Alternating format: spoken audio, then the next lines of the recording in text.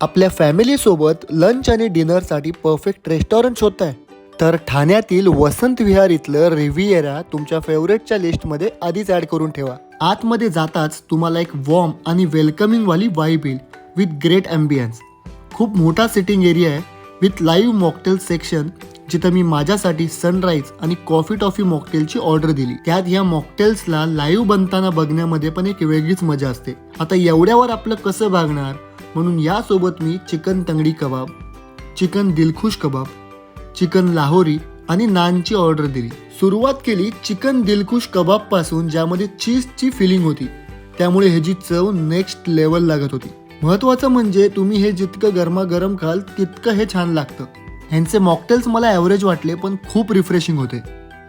त्यात हे चिकन लाहोरी तुम्हाला आता दिसताना जितकं टेम्पटिंग दिसतंय ना, तितकंच हे चवीला पण कमाल होतं. आणि सर्वात भारी म्हणजे